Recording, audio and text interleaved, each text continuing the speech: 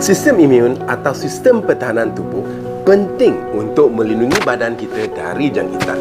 Tapi ada kalanya akibat gaya hidup yang kurang sihat seperti mengalami stres yang berpanjangan, kurang tidur, pemakanan yang tidak sihat dan seimbang, termasuk kurang senaman, kurang nutrisi tertentu seperti vitamin C dan vitamin D, tahap kekuatan sistem imun kita boleh terjejas.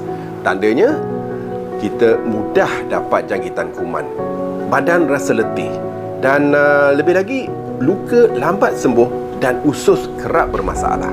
Penjagaan sistem imun penting terutamanya di musim pandemik ini.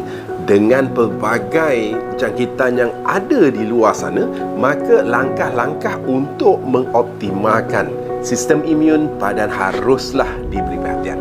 Ini terutamanya bagi mereka yang berusia, yang obes, yang mempunyai penyakit kronik seperti kencing manis, darah tinggi, penyakit jantung dan sebagainya. Mulakan dengan mengawal stres anda. Dapatkan tidur yang paling kurang antara 7 hingga 8 jam. Senaman secara istiqomah. Elakkan makanan tinggi gula dan makanan terproses, dan bagi menguatkan lagi sistem imun, mengapa tidak anda mantapkan dengan pengambilan zat dan nutrisi yang membantu. Untuk itu, saya telah formulasikan SKV Defense.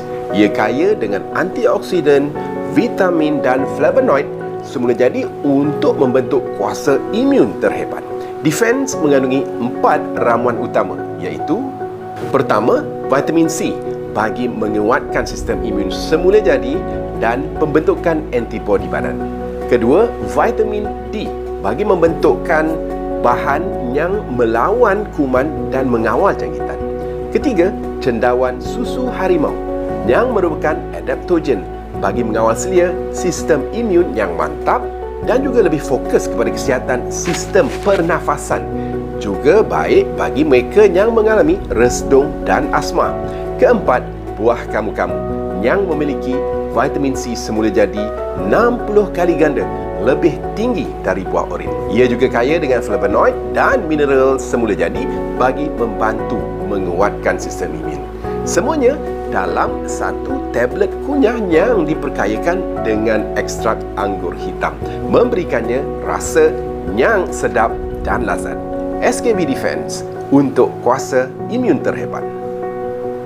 SKB prihatin terhadap kesihatan anda. Kehidupan lebih bererti. SKB care for you.